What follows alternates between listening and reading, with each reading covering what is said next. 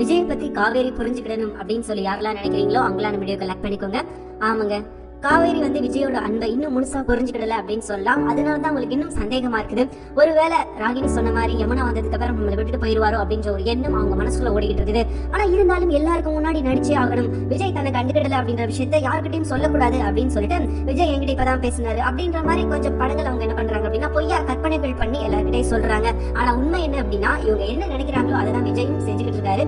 ஆனா அது அவங்களுக்கு எதுவுமே புரியல. அண்ட் அதை தெரிய விடாம ராகினி பாத்துக்கிறாங்க. சரி, ராகினி தெரிய விடாம பாத்துக்கிறாங்க அப்படின்றத விட இவங்க தான் அடிக்க ஒரு அடி மொபைல் எங்கேயாவது போட்டு போயிடுறது, அதுக்கப்புறம் மொபைல்ல விஜய் கால் பண்றது, இவங்க எடுத்து அழிக்கிறது, இந்த மாதிரி ஒரு விஷயங்கள் தான் ரிப்பீட்டடா பண்ணிட்டு இருக்காங்க.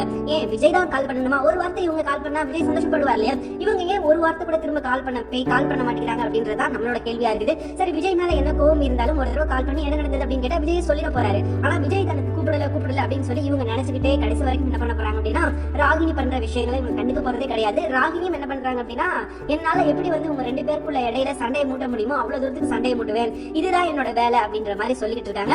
பார்க்கலாம் யார் நினைக்கிறது நடக்குது, இந்த தடவை யார் ஜெயிக்கிறா அப்படின்றது. உண்மையான காவேரி விஜய் அன்பு பாசம் இவங்களோட உண்மை ஜெயிக்குமா அப்படின்றது இனி வர எபிசோட்ல தெரியும். இன்னைக்கு எபிசோட்ல பாத்தீங்கன்னா முழுக்க அவங்களோட ரீகால் பழைய விஷயங்களை தான் கங்கா கிட்ட நம்ம காவேரி சொல்லிட்டு இருக்காங்க. ரெண்டு பேரும் வந்து அவங்க வாழ்க்கையில் நடந்த விஷயங்கள், ஆரம்பத்துல வந்து விஜய் வந்து இவங்க என்னவா பார்த்தாங்க, இப்ப வந்து விஜய் என்னவா பாக்குறாங்க அப்படின்னு சொல்லிட்டு அந்த மாதிரி விஷயங்களை பேசி ரெண்டு பேரும் சிரிச்சுக்கிட்டு இருக்காங்க. கிட்டத்தட்ட இதுவே பாத்தீங்கன்னா ஒரு 4-5 நிமிஷத்துக்கு போகுது.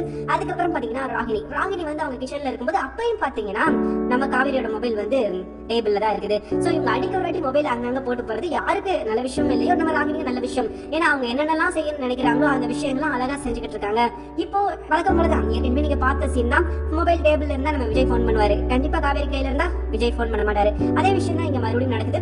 இப்ப யார் கையில போன் இருக்குது அப்படின்னா ராகினி கையில போன் இருக்குது. அப்ப உங்களுக்கே தெரியும் விஜய் கண்டிப்பா போன் பண்ணுவார் அப்படின்னு சொல்லிட்டு. சோ அதே தாங்க விஜய் மறுபடியும் போன் பண்றாரு. இவங்க என்ன பண்றாங்க அப்படின்னா கட் பண்ணி விட்டுறாங்க. அப்ப அவர் நினைச்சுக்கிறாரு காவேரி நம்ம மேல இன்னும் கோவமா இருக்கா போல இருக்குது, நம்ம சொல்லாம வந்தது அவன் ஏன் நம்மள புரிஞ்சுக்க மாட்டேங்கிறா அப்படின்னு சொல்லிட்டு அவர் நினைச்சுக்கிட்டு இருக்காரு. இவங்க என்ன நினைக்கிறாங்க, ஏன்னா இங்க வந்து கால் டெலிட் பண்ணிடுவாங்க, இவங்க கால் பண்ணாலும் உடனே அழிச்சு விட்டுறாங்க. இந்த மாதிரி விஷயங்கள்லாம் பண்ணிட்டு இருக்காங்களா? அப்ப காவேரி என்ன நினைக்கிறாங்க, நமக்கு அவர் போன் பண்ணல, நம்மள வந்து அவ்வளவுதான் வெறுத்துட்டாரு, யமுனா வந்து நம்மள கழட்டி விடணும் அப்படின்னு சொல்லி பிளான் பண்ணிட்டாரு அப்படின்ற மாதிரி இவங்க யோசிச்சுட்டு இருக்காங்க. பட் இடையில இருந்துட்டு பாத்தீங்கன்னா சகுனி வேலை பாத்துக்கிட்டு இருக்கிறது நம்ம ராகினி தான். ராகினிக்கு ஒரு முடிவு கட்டாத வரை அவங்க காதலும் ஜெயிக்காது, அவங்களும் ஜெயிக்க மாட்டாங்க அப்படின்றதுதான் நிதர்சனமான உண்மை. சோ இப்ப இந்த விஷயத்தை எல்லாமே அவங்களுக்கு தெரியுது. இவங்க தான் மிடில் மேன்ல இருந்துகிட்டு எல்லா விஷயத்தையும் பாத்துக்கிட்டு இருக்காங்க அப்படின்றப்ப இவங்களுக்கு நல்லாவே தெரியும். சோ காவேரி கிட்ட போய் மிரட்டுறாங்க, நீ ஏன் இப்படி நடிச்சிட்டு இருக்க, உனக்கு வந்து வெக்கமாவே இல்லையா, விஜய் வந்து இப்ப வரைக்கும் உனக்கு போன் பண்ணவே இல்லைன்றது எனக்கு நல்லா தெரியும் அப்படின்ற மாதிரி சொல்ல காவேரிக்கு வந்து ஷாக்கிங்கா இருக்குது. என்னடா இவ எப்படி இந்த விஷயங்கள்லாம் தெரிஞ்சுக்கிறா, இவருக்கு எப்படி இந்த விஷயம் தெரிய வருது அப்படின்னு சொல்லிட்டு அவங்களே அதிர்ச்சி ஆகுறாங்க. அது போக இவங்க சொல்ற விஷயங்கள்லாம் எப்படி இருக்கு அப்படின்னா இவங்களுக்கு எல்லாமே நல்லாவே தெரியும். அதாவது ராகினிக்கு வந்து நடக்கிற விஷயங்கள் எல்லாமே நல்லாவே தெரியும். இவங்க தான் எல்லாத்தையும் தடுத்துக்கிட்டு இருக்காங்க அப்படின்றதும் அவங்களுக்கு நல்லா தெரியும். இதுக்கு இடையில காவேரி வந்து இவங்களுக்கும் அவங்களுக்கும் எந்த சம்மதமுமே இல்லாத மாதிரி இருக்காங்க இல்லையா, அந்த விஷயத்த வந்து சொல்லி நீ வந்து நடிக்காத, நீ நடிக்கிற, உங்க வீட்டுல இருந்து வர யாருமே எனக்கு பிடிக்கல, உங்க வீட்டுல இருந்து ஆட்கள் யாருமே வரக்கூடாது அப்படின்னு சொல்லி தான் நானும் நினைக்கிறேன், நீ அப்படிதான் நினைப்ப அப்படின்றது எனக்கு நல்லாவே தெரியும். சோ அவங்க வரக்கூடாது அப்படின்னா நீ வந்து உண்மையை நானும் சொல்ல மாட்டேன், நீ சொல்லாத, நீங்க எந்த பிரச்சனையும் இல்ல அப்படின்ற மாதிரி நீ சொல்லி சமாளிச்சுக்கிட்டே இரு, அதுதான் எனக்கு வேணும், அப்பதான் உங்க வீட்டுல இருந்து யாரும் இங்க வர மாட்டாங்க அப்படின்ற மாதிரி சொல்ல இவங்களுக்கு ரொம்ப அழுகையா இருக்குது, வேதனையா இருக்குது. இந்த விஷயத்தை யார்கிட்டயாவது சொல்லி ஆகணும் அப்படின்னு நினைக்கிறாங்க. ஆனா இருந்தாலும் சொல்ல முடியல. எப்படி சொல்ல முடியும், விஜய் என்கிட்ட இப்ப வரைக்கும் ஒரு கால் பண்ணி கூட பேசல அப்படின்னு சொல்லிட்டு யார்கிட்டயா சொன்னா என்ன நினைப்பாங்க? அப்ப விஜய்க்கு மேல பாசம் இல்லையா, அவங்க ரெண்டு பேருக்கு இடையில பிரச்சனையா, யமுனா வந்ததாலதான் இந்த இவ்வளவு பெரிய விஷயம் நடந்ததா, ஒன்னாலதான் நடந்ததா அப்படின்ற மாதிரி பழையதுக்கு கரெக்டா காவேரி மேலேயே போட்டுருவாங்க. ஏன்னா காவேரி தான் யமுனாவை கூட்டு வந்தாங்க அப்படின்றதா இங்க பிரச்சனையும். அதனாலதான் இவங்க எல்லாரும் சேர்ந்து என்ன செஞ்சாங்க அப்படின்னா காவேரி தான் பிரச்சனை காரணம் அப்படின்ற மாதிரி காவேரி மேல பழி சுமத்த ஆரம்பிச்சிட்டாங்க. காவேரி செஞ்சது ஒரு நல்ல விஷயத்துக்காக செஞ்சாங்க. பட் அது வந்து இவ்வளவு பெரிய தப்பா இவங்களுக்கு வந்து ஒரு ஆபத்தா முடியுமா அப்படின்னு சொல்லி அவங்க எதிர்பார்க்கல. அவதான் முடியல அப்படின்னு வச்சுக்கோங்களேன். ஆனா சுத்தி இருக்கிறவங்க எப்படி பாக்குறாங்க, காவேரி வந்து தன் தலையிலே மண்ணை வாரி போட்டுக்கிட்டா, காவேரி இந்த நிலைமைக்கு அவ மட்டும் தான் காரணம், அவதான் இப்படி பண்ணிட்டா அப்படின்ற மாதிரி தான் அவங்க பேசுறாங்க. சோ காவேரியும் அதுக்கு தகுந்த மாதிரி தான் நடந்துக்கிறாங்க. நம்மளாலதான் இப்படி ஒரு சம்பவம் நடந்துருச்சோ அப்படின்ற மாதிரி அவங்களும் அப்படி ஃபீல் பண்ற மாதிரி நடக்க போய்தான் இப்போ ராகினி இடையில இருந்து இவ்வளவு பெரிய சதித்திட்டங்கள் தீட்டிட்டு இருக்காங்க. ராகினியோட சதித்திட்டங்களுக்கெல்லாம் முடிவுக்கு வரும் அப்படின்னு கேட்டீங்கன்னா கண்டிப்பா முடிவு வராது. ஏன்னா அவங்க வந்து ரொம்ப ஒரு கான்பிடண்டா இருக்காங்க. இதுக்கப்புறம் ரெண்டு பேரும் சேர விட்டுறக்கூடாது அப்படின்றதுல அவங்க ரொம்ப தெளிவா இருக்காங்க. அதனால அவங்க இடையில இருந்து இந்த மாதிரி கேவலமான விஷயங்கள் பார்த்துட்டு இருக்காங்க, பண்ணிக்கிட்டு இருக்காங்க. ஆனா இது எவ்வளவு நாளைக்கு நீடிக்கும் அப்படின்னு நினைக்கிறீங்க? கண்டிப்பா ரொம்ப நாளைக்கு நீடிக்கிறதுக்கான வாய்ப்பே கிடையாது. சரி, கிச்சன்ல வச்ச போன் எடுக்கிறதுக்காக அவங்க அக்கா வர என்னமா விஜய் போன் பண்ணானா அப்படின்ற மாதிரி கங்கா கேட்க, ஆமாக்கா கொஞ்ச நேரத்துக்கு முன்னாடி தான் போன் பண்ணாரு அப்படின்ற போது வழக்கம் போலதான் இவங்க போய் சொல்லி தான் சமாளிச்சாகணும் இல்லையா, பொய்யா சொல்றாங்க. அவங்களும் நம்பிட்டு போறாங்க.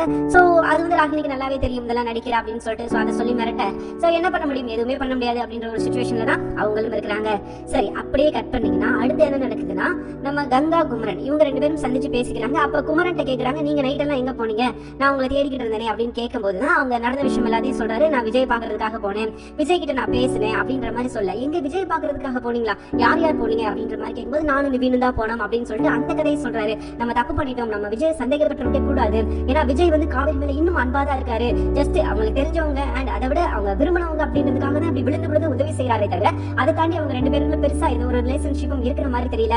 நம்ம பெரிய தப்பு பண்ணிட்டோம், அவர் சந்தேகப்பட்டது உண்மையிலே நம்ம பண்ண பெரிய தப்பு, நம்ம இப்படி விஷயங்கள் பண்ணிருக்கவே கூடாது அப்படின்ற மாதிரி அவர் வந்து ஃபீல் பண்றாரு. அப்பதான் கங்காவுக்கு புரியுது, ஆமா ரைட், அப்ப காவேரி சொல்ற விஷயங்கள் எல்லாம் சரிதான், அப்ப காவேரி நம்ம கிட்ட போய் சொல்லல அப்படின்ற மாதிரி அவங்க நினைக்கிறாங்க. அதே மாதிரிதான் அவங்க அத்தை எல்லாருமே அப்படிதான் சொல்றாங்க. சோ காவேரியை வந்து நீங்க தப்பா நினைக்காதீங்க, விஜயும் நீங்க தப்பா நினைக்காதீங்க, காவேரி பண்ணது நல்ல விஷயம் தான், காவேரி இப்ப வரைக்கும் நம்பிக்கை வச்சிருக்கா அப்படின்னா நம்பிக்கைக்கு பாத்திரமா தான் விஜய் இப்ப வரைக்கும் இருக்காரு. சோ அதனால நீங்க விஜய் எக்காரத்தை கொண்டு சந்தேகப்படாதீங்க. நானே நேரடியா போய் பார்த்தேன்ல, உனக்கு சந்தேகமா இருந்துச்சா நிவினுக்கு போன் பண்ணி நீ கேளு, ஏன்னா நிவினுக்கும் விஜய்க்கும் கண்டிப்பா ஆகவே ஆகாது. சோ கண்டிப்பா போய் சொல்ல மாட்டாரு. நீ அதனால நீ போன் பண்ணி கேட்ட அப்படின்னா உனக்கு உண்மை என்ன அப்படின்னு சொல்லி தெரிய வந்துடும், நீ கால் பண்ணி வேணா அவனோட சந்தேகத்தை கேட்டுக்கோ அப்படின்ற மாதிரி சொல்ல இப்பதான் வந்து கங்காவுக்கு நிம்மதியாகுது. ஏன்னா விஜய் பேசுறத இப்ப வரைக்கும் அவங்க பாக்கல, அதாவது விஜய் காவேரி கிட்ட போன்ல பேசுறத இப்ப வரைக்கும் கங்கா நேர்ல பாக்கலையா. சோ அதனால காவேரி சொல்ற விஷயங்களை மட்டும் வச்சுக்கிட்டு ஒருவேளை பண்ணிருப்பாரா பண்ணிருக்க மாட்டாரா அப்படின்ற கன்ஃபியூஷன்ல இருந்தாங்க.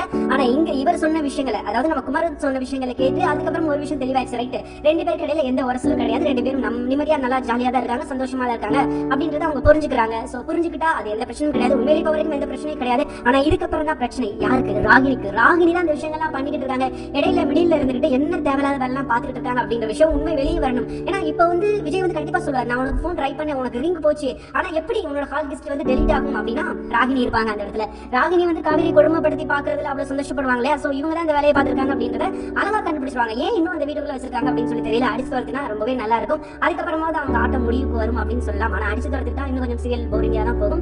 அதனால அடிச்சு வரத வேண்டாம், உள்ள இருந்துகிட்டே இவங்க யாரு, இவங்க தான் இந்த விஷயங்கள்லாம் பண்ணாங்க அப்படின்ற விஷயத்தை கண்டுபிடிச்சிட்டாரு அப்படின்னா ரொம்பவே நல்லா இருக்கும். அப்பதாங்க உண்மை வெளியே வரும். உண்மை வெளிச்சத்துக்கு வந்ததுக்கு அப்புறம் தான் இவங்களோட ஆட்டம் வந்து முடிவுக்கு வரும். இல்ல அப்படின்னா இவங்க மேலும் அவங்களோட ஆட்டத்தை தொடர்ந்துகிட்டே தான் இருப்பாங்க. யார் யாரும் தங்க எதுவுமே பண்ண முடியாது அப்படின்னு சொல்லிட்டு மதத்துல இருக்கிறாங்க. அதுக்கப்புறம் பாத்தீங்கன்னா காவேரியோட அம்மா அவங்களும் வந்து கேட்கறாங்க, 2 பேருக்கு இடையில எந்த மனக்கசப்பும் இல்ல. அதே மாதிரி அவங்க பாட்டியும் கேட்கறாங்க. குமரன் சொல்றத வந்து நான் நம்புறாங்க, ஏன்னா குமரன் வந்து போய் சொல்ல மாட்டார் அப்படின்னு சொல்லிட்டு நம்புறாங்க.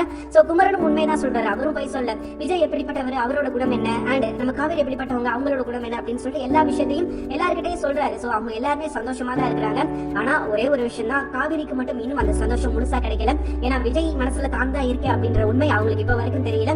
இடையில ராகினி ரொம்ப தெளிவான விஷயங்களா இருந்துகிட்டு வேலை பார்த்துட்டு இருக்காங்க. சோ அவங்களை பத்தின விஷயங்கள் வெளியே வரணும், வெளிச்சத்துக்கு வரணும், அவங்க மாட்டணும் அப்படின்றதா நம்மளோட ஆசை.